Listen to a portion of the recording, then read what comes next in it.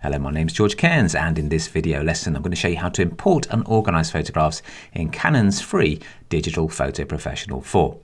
Now the nice thing is you might have loads of folders that you've captured on your computer, and you can browse to these by going to the folder panel and clicking on a particular folder to see thumbnails of any photographs that have been captured like so. And you might have to remember when things were shot and scroll through them chronologically, but there are ways to make it easier to find particular pictures in Digital Photo Professional. First of all, we need bigger thumbnails, so let's just click here to zoom in for a closer look. And you can also shift click to select a range of photographs and go up to quick check, which gives you a much better look at a larger thumbnail, but you can see all of the selected images in these little thumbnail panels below. And you can do things such as adding check marks. You might have a check mark of 1 for photographs that need a bit of editing, or a check mark of 5 for photographs you've processed perhaps. And you can use any code you like with the different check marks available. You can always clear them as well by clicking here. You might also want to add ratings to particular pictures. Let's give that one a 3, give this one a 2. This one's a bit overexposed. I'm going to give that a 3 as well because we can claw back some more detail in the sky. And then you can also turn on things such as the focus point used to capture a particular photograph, and that might help you identify focal problems later on. Let's go back to the main grid view here, and I can also click and type in a value between 1 and 5 to add star ratings to particular pictures. I'm just going to add some ratings at random here so I can show you how ratings are useful ways to help you find particular pictures more quickly. Actually, let's give that one a 3.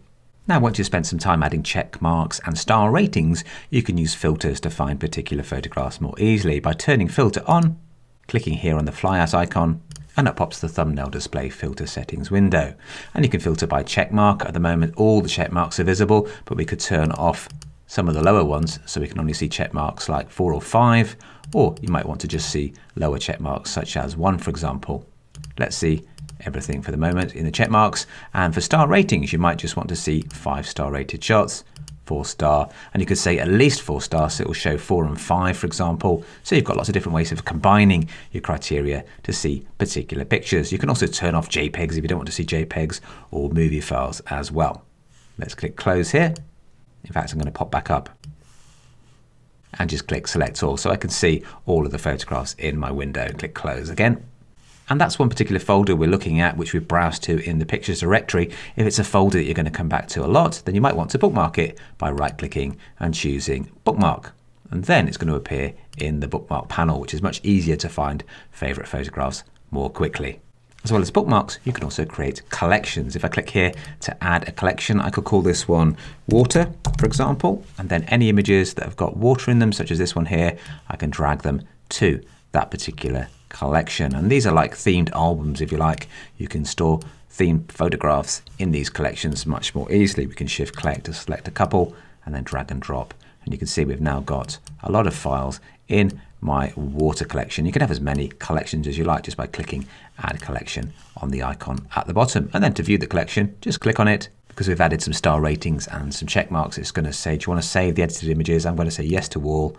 And now it's just displaying the pictures that are in that particular collection. I can always pop back here or go to my bookmark and view everything in this particular folder. But collections are really useful ways of just sifting out particular photographs and making them easier to find in the future. You can also customize the interface to make it easier to work, easier to find photographs. If you click on these icons here, you can collapse the tools panel. It'll pop up if you move over the icon, and then it'll disappear again, which gives you a better look at the thumbnails. You can also do the same here. And that just gives you a less cluttered looking workspace. We're looking at grid view there, but you can also go to multi-layout and have a look at different scrolling thumbnails. You can scroll along the bottom here like so, or we can scroll vertically depending on the type of photograph we're looking at, for example. And again, you can add check marks here and indeed star ratings as well by clicking these icons. So those are some of the ways to organize your photographs in Digital Photo Professional 4 using star ratings, check marks, bookmarks, and collections. Oh, and don't forget the filters as well. And I want to finish off by a quick look at the sort menu, yet another way to organize your files. We can sort by file name, or more usefully, we can sort by rating, for example, and you can see there now that the lowest ones are at the top and the highest ones are at the bottom, and that's because we're using the ascending option. If we go to descending, then you'll notice that the highest rated shots are at the top. And you can sort by rating, you can sort by camera model, lens, ISO speed, and so on. So there's a real choice there about how you sort your photographs and organize them in Digital Photo Professional 4. And finally, you can even sort things manually by just dragging them around. And you can see now that that's creating a custom sort option. So you could place some of the favorite photographs at the top, literally just by dragging them.